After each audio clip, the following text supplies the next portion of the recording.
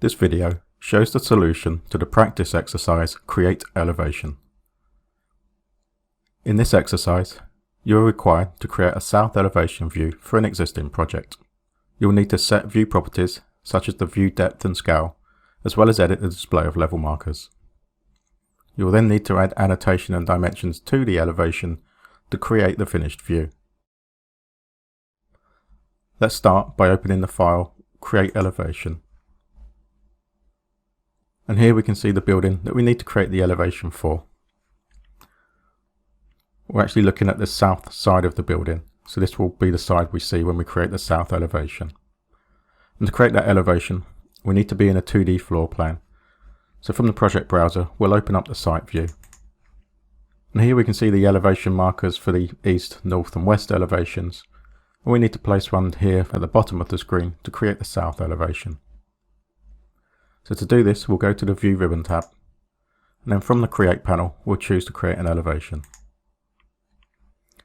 Now we can see we have the elevation marker attached to our cursor, and it points in towards the building as we move around.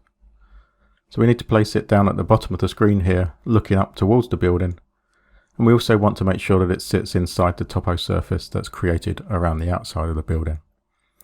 So we'll click to place it just here, and then we'll choose Modify to finish placing the elevations. Looking at Project Browser, we've created Elevation 1A, so we'll right click and rename this to be the South Elevation. And now we've renamed it, we'll double click to open it. And now we can start to adjust the view properties to create the elevation view that we want. First we'll select the crop region, and we'll drag this in to be around maybe 4 feet either side of the view. So it just sits outside of the overhang of the roof. And zooming in a little, we'll also drag the bottom up so we don't have quite so much ground. And then that crops the view to about the area that we need. So now we'll turn off the crop region. So from the view control bar, we'll choose Hide Crop Region, and we'll be left with just the actual view itself. Looking here, we can see the roof disappears from the back of the view. This is due to the view depth. Looking at the properties here, we have a file clip offset, and it's around 38 feet in this view. So we'll choose this, and we'll set this to be 60 feet. And this should be enough then to encompass the whole of that roof in our elevation view. So now we can see we have the level markers running through the building itself. And as we're going to place notes on this right hand side, we'd rather have the actual level markers shown on the left hand side. So we'll select the level markers, and we can uncheck the marker on this side and check for it to appear on the left. And we'll repeat this for the remaining 2 levels.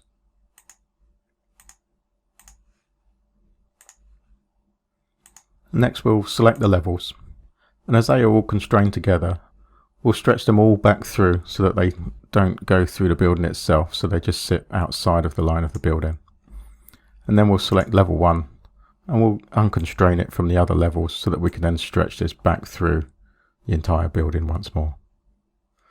And we'll use this level to create the dimensions for the windows. So now before we start adding the annotation, we'll change the scale of the view. It's currently 1 inch to 10 feet, and we'll change this to 3/16 to 1 foot. So we're now ready to add some annotation onto our view, and we'll start by adding the spot slope indicators. So from the Annotate ribbon tab, in the Dimension panel here, we'll choose to place a spot slope.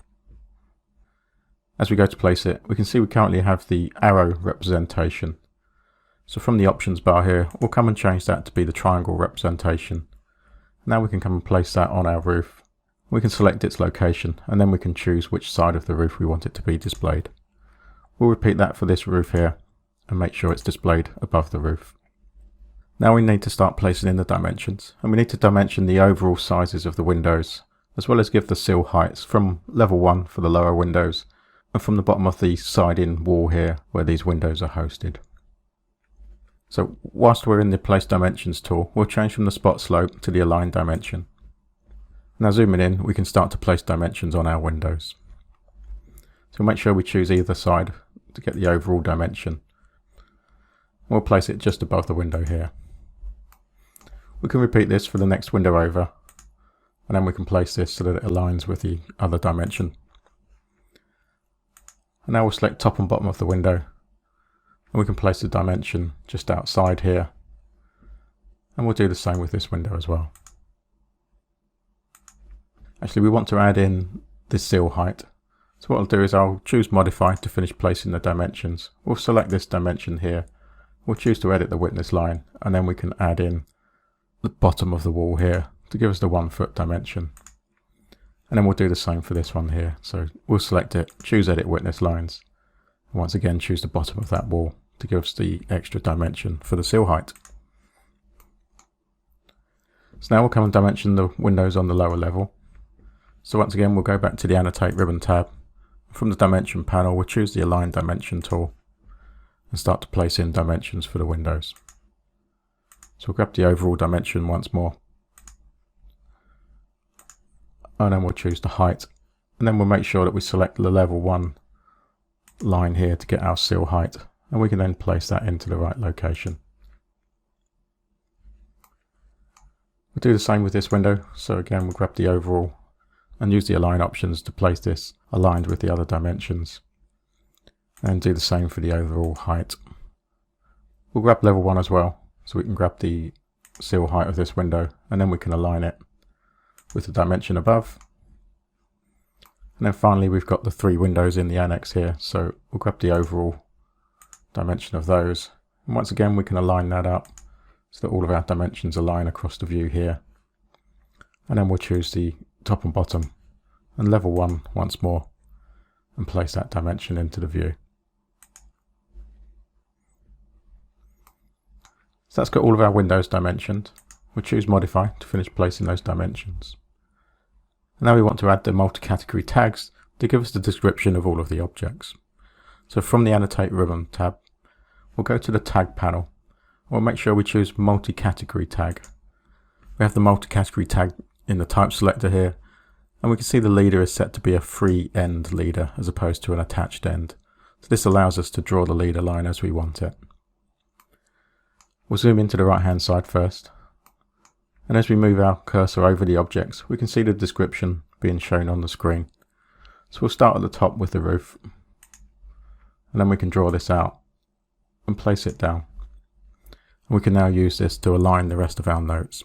So we'll work our way down, we'll grab the windows, and make sure we use the align tools to align up the text notes. We'll grab the wall type, and the brick wall below. And then finally we'll grab the windows on this side.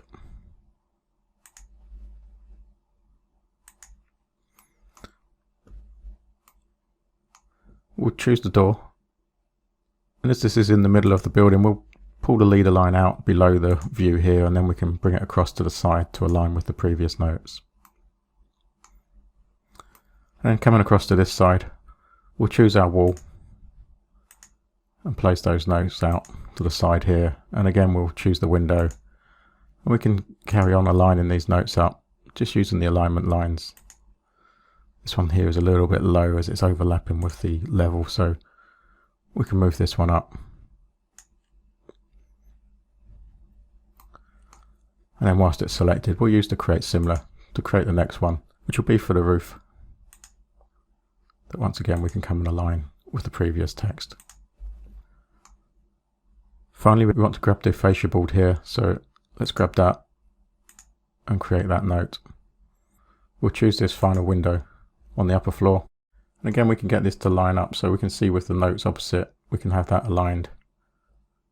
We can use the one below as well so that we can get this positioned nicely within our drawing. Then we have these final windows at the lower level here, so we'll choose those and we'll do the same thing to align to the notes opposite, and then also the notes above, so that we can get all of those placed in our view. So that's got all of the annotation added. So the final thing is just to switch on the shadows. So from the view control bar, we'll choose to enable the shadows. And now that's created our finished elevation view. So that completes this exercise and ends our video. And to recap, in this exercise, we've created a south elevation for an existing project. We've set the view properties and adjusted the view depth, scale, as well as edit the display of level markers. We've then added annotation and dimensions to create the finished elevation view.